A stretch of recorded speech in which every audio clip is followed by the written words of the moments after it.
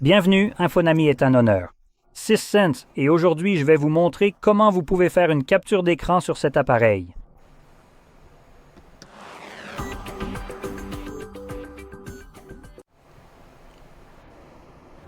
Pour commencer, vous devrez ouvrir le contenu que vous souhaitez capturer. À titre d'exemple, j'utiliserai l'écran d'accueil qui dans mon cas est déjà ouvert et visible à l'écran. Assurez-vous simplement que tout ce que vous souhaitez capturer est bien visible en ce moment sur votre écran. Et lorsque c'est le cas, appuyez sur le bouton d'alimentation et le bouton de volume bas. En même temps, vous verrez apparaître une fenêtre contextuelle avec les options « Partager » et « Faire défiler » qui disparaîtra d'elle-même après un instant. Et voilà, elle a disparu. Donc, une fois qu'elle a disparu, vous pouvez retrouver vos captures d'écran dans votre application Galerie. Elles apparaîtront alors dans l'onglet « Photos », juste ici, en tant que plus récentes.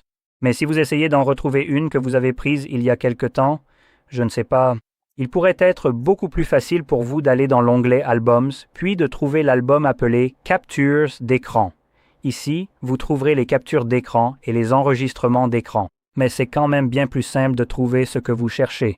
Entre seulement 2 catégories différentes de médias, au lieu de parcourir littéralement tout votre catalogue de médias. Et voici une capture d'écran. Maintenant, je veux aussi rapidement préciser et approfondir un peu que vous ne pourrez pas tout capturer. Donc, généralement, vous pourriez rencontrer ce problème lorsque vous essayez de capturer une confirmation de paiement dans votre application bancaire. Vous avez probablement déjà remarqué que vous ne pouvez pas le faire. Heureusement, les applications bancaires vous offrent des moyens alternatifs pour obtenir cette confirmation, par exemple en téléchargeant un PDF que la banque vous permet de créer. Mais pour expliquer cela, il s'agit en fait d'une fonctionnalité conçue pour protéger la vie privée et la sécurité de l'utilisateur. Et si vous imaginez qu'un type de malware utilise des captures d'écran ou des enregistrements d'écran, puisque les deux fonctionnent essentiellement de la même manière. Pour essayer de découvrir quel code PIN ou mot de passe vous utilisez pour accéder à votre banque, il est évident que cela pourrait être très préjudiciable à la sécurité de votre banque. C'est pourquoi les banques bloquent cette fonctionnalité dans leur application afin que l'application puisse désactiver cette fonction. Cela étant dit, l'application est ouverte. Désormais, cette fonctionnalité est aussi utilisée par des applications qui n'ont aucune raison de le faire, comme Netflix, en fait toutes les plateformes de streaming de films et de séries. Elles vont bloquer cette fonctionnalité et elles le font pour des raisons complètement différentes de celles pour lesquelles la fonction a été conçue. Elles la bloquent pour se protéger elles-mêmes plutôt que vous. Ce qui se passe sur votre appareil, d'ailleurs, c'est pour se protéger du piratage. Et automatiquement, vous, en tant qu'utilisateur de leur service, vous êtes considéré comme un sale putain de pirate. Parce que, Dieu nous en préserve, vous voudriez peut-être faire une capture d'écran ou enregistrer quelque chose pendant que leur application est ouverte. Non, non, non. Espèce de pirate dégoûtant. Maintenant, comme je trouve ce comportement absolument inacceptable, je vais vous montrer comment vous pouvez complètement contourner cela et continuer à faire des captures d'écran et des enregistrements d'écran à votre guise. Et en plus, vous n'avez même pas besoin de compte ou d'abonnement pour le faire. Donc si cela vous intéresse, restez avec nous. Mais juste pour développer un peu plus sur ce sujet. La raison pour laquelle je trouve cela inacceptable et que je vous montre ceci, c'est parce qu'en tant qu'utilisateur de votre propre appareil, la plupart du temps, des applications comme Netflix sont préinstallées sur votre téléphone.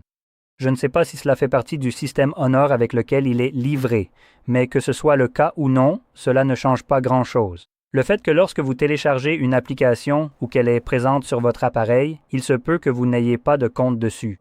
Par exemple, continuons simplement avec Netflix. C'est celle qui est toujours préinstallée sur les appareils ou la plupart du temps. Donc, il se peut que vous ne possédiez pas de compte Netflix si vous n'en avez pas. Par conséquent, vous n'avez jamais accepté les conditions d'utilisation ou de service. Et en téléchargeant l'application, vous acceptez uniquement les conditions d'utilisation de Google, généralement si vous la téléchargez depuis le Play Store. Si vous la téléchargez depuis le navigateur web, vous n'acceptez même pas ces conneries. Donc, vous pouvez avoir Netflix sur votre téléphone sans jamais avoir donné le moindre consentement. Vous pourriez ouvrir cette application sans donner de consentement et cette application va automatiquement modifier le fonctionnement de votre appareil simplement parce que vous l'avez ouverte. Gardez à l'esprit qu'il ne vous a jamais demandé de consentement, d'autorisation ou quoi que ce soit de ce genre. ce qui signifie qu'il agit de son propre chef sur votre appareil, modifiant complètement la façon dont votre appareil fonctionne selon leur putain de bon vouloir. Supprimant complètement vos options et l'idée que c'est votre appareil, donc vous devriez en avoir le contrôle. Je trouve cela inacceptable.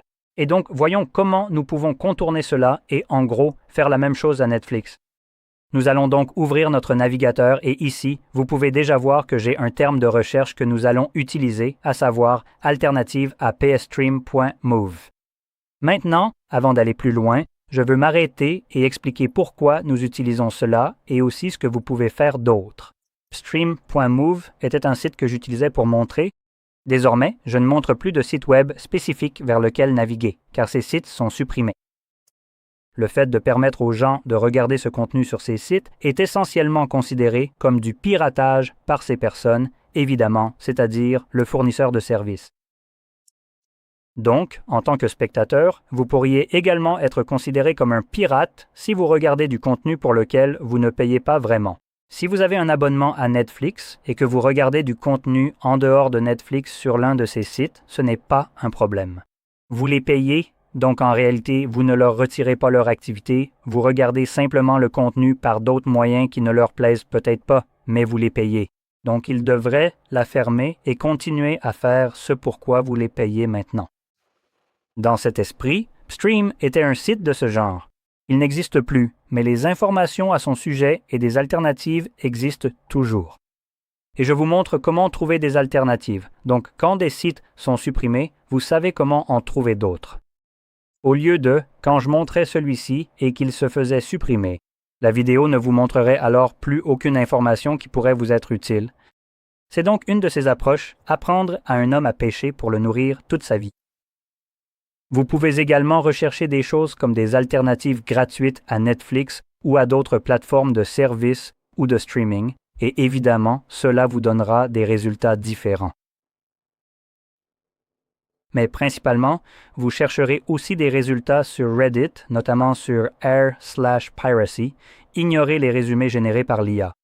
Ils sont généralement inutiles. Et aussi, lorsque vous faites cette recherche, je vous recommande d'utiliser Google car différents moteurs de recherche peuvent vous donner des résultats différents. Et d'après mon expérience, cela ne vous permet pas toujours de trouver ce que vous cherchez réellement. Ce que je vous montre ici.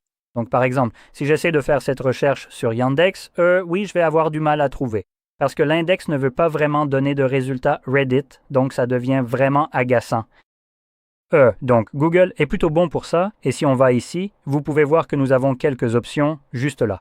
Donc, voici juste une petite liste de différents sites que vous pouvez utiliser pour y parvenir. Et selon la façon dont vous effectuez la recherche, vous pourriez trouver différentes options, et parce que tout ce que vous trouverez ici et que vous ouvrirez, tout cela sera consulté via le navigateur web. Et les navigateurs web ne bloquent pas, vous savez, les fonctionnalités de capture d'écran ou d'enregistrement d'écran. Et peu importe le contenu qui y est ouvert, cela ne peut pas affecter ce que fait réellement le navigateur en tant qu'application. Par défaut, il ne bloque donc pas les captures d'écran et les enregistrements d'écran. À partir de là, vous pouvez donc capturer des captures d'écran, des enregistrements d'écran et en faire ce que vous voulez. Cependant, gardez à l'esprit que partager du contenu protégé par des droits d'auteur, comme des films ou des séries télévisées sous forme d'enregistrement, par exemple, est considéré comme du piratage, puisque vous le distribuez également. Et en plus de cela, ou un peu plus encore.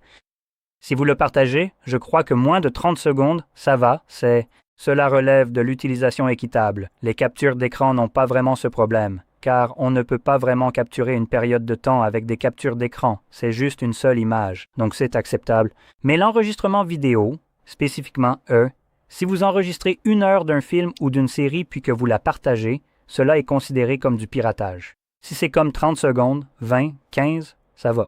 C'est de l'utilisation équitable. Donc, vous devriez légalement pouvoir partager cela si vous le souhaitez, surtout si vous payez réellement pour ce contenu. Si vous ne payez pas pour cela, gardez à l'esprit que c'est quand même une forme de piratage. Mais je ne suis pas là pour vous surveiller, vous dire ce que vous devez faire de votre vie, franchement. Je vous donne juste des informations. Voilà, c'est tout pour maintenant. Si vous avez trouvé cela très utile, n'oubliez pas de liker, de vous abonner et merci d'avoir regardé.